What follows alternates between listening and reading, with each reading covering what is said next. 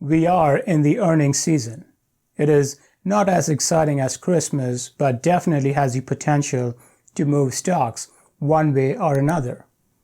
As a long-term investor, it is just another week, but there are things you should be aware of when it comes to corporate earnings.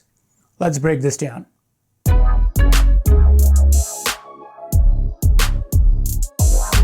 Hey guys, welcome to Think Finance. My name is Raj, and on this channel, I talk about personal finance, investment ideas, and money. Every now and then, stocks need a catalyst to move up or down.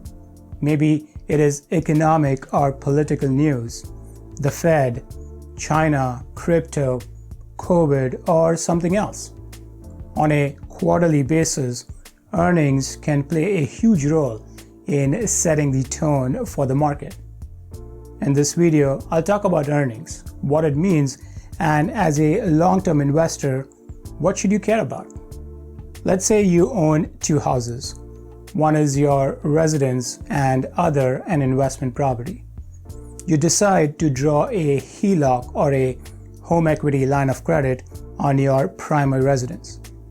The bank assesses your application and comes back saying your debt-to-income ratio is too high. You assure the bank that your income is going to go up since you intend to rent the investment property and you share the leasing agreement. Bank reconsiders your application and approves a line of credit. What they're looking for is your financial history, credit score, low debt, and steady income. The bank likes the fact that your income will grow as a result of the rental income. You are considered a safe bet and they want to invest in you. You use the line of credit, and in the process, bank will make money in the form of interest. Now let's talk earnings. Think about investors and analysts as banks. They assess the company to decide whether to invest in the company or not. Quarterly earnings is one way to analyze a company. It is a report card for the company that measures its business performance and gives investors an idea about the future of the company. Just past revenue, 7.34 billion. The forecast was 7.32. EPS a miss, 297. The forecast was for 318. The paid. When earnings are out, you'll often hear terms like top line and bottom line. What does this mean, and what are analysts looking for when earnings are out? Top line is revenue for the quarter. Let's say my company sold 100 of these dudes last quarter for $10 a pop, which means my top line is $1,000. Bottom line is the net income. My overall operating costs for last quarter was around $750. So my bottom line is $250, which is the net income after operating costs, interest, and any taxes. It is usually measured in terms of earnings per share or EPS, which is company's net income divided by the number of shares outstanding. Of course, this is a super simple way to think about this. Analysts look at both the top line and bottom line numbers to figure out the financial health of a company. The bottom line tells analysts how efficient a company is with its spending and managing its operating costs. Top line, on the other hand, indicates how effective a company is at generating revenue. Analysts will have their own revenue and EPS estimates, and when a company beats estimates, it is usually rewarded with a jump in share price. SEC require public companies to publish a quarterly report called the 10Q that include income statement, balance sheet, statement of cash flows, risks, and management view of the overall business. Analysts like to dive deeper and look at the numbers to predict what next for the company. Goal is to answer a few questions. How did the company perform over the last quarter? How does this compare to the previous quarter or the same quarter in the previous years? Have revenues improved or taken a hit on a quarter-to-quarter basis? Are costs going up? And most importantly, what is the guidance the company is giving for future quarters and beyond? Finally, depending on the company, analysts are curious about specific areas of business. For Tesla, it is number of deliveries, or for Apple, revenue numbers from services and the wearables business. Most retail investors like us will never look at the 10Q.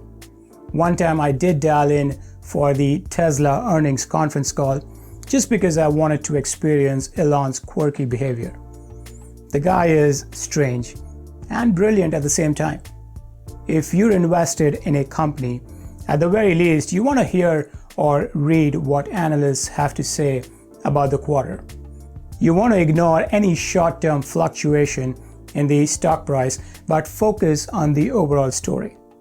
Questions I'm trying to answer is, has the overall story changed? If it is a growth company, is the growth story intact? Netflix, for example, are we seeing consistent growth in number of subscribers, or does the content strategy look strong? Netflix reported last week and their guidance was weak for Q3 subscriber growth. Not something I want to hear as an investor. Let's talk about Amazon.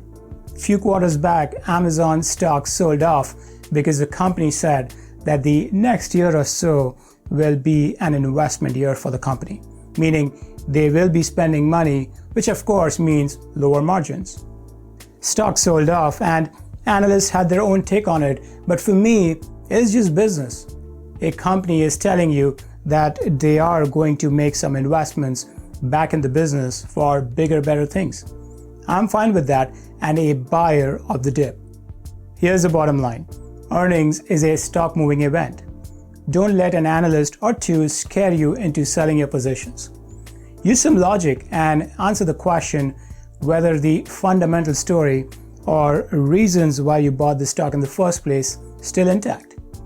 If the answer is yes, you have nothing to worry about and just move on with your life. Go fishing maybe. And if the stock sells off, maybe add some more to your existing position and bring your average cost down.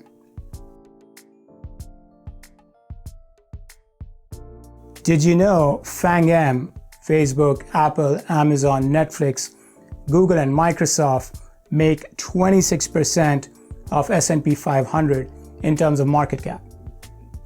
They all report this week, minus Netflix, of course. How they perform usually dictates the short-term tone in the market. Just to give you some perspective, if you throw Tesla in the mix, these heavy hitters represent 90% of options volume these days. Companies that are in similar line of business may see the stocks move as well. For example, last week Twitter and Snapchat reported blowout numbers. Facebook was up big, social space. If on Tuesday Microsoft in their earnings report stellar numbers for the cloud business, Amazon stock may get a boost. Investor will anticipate similar results from Amazon's AWS business. Finally, stocks of young growth companies make crazy moves compared to matured businesses. Analysts are still evaluating their growth potential and what the right valuation should look like for these companies. Companies like Peloton, Pinterest, Zscaler, or DocuSign fall in this category.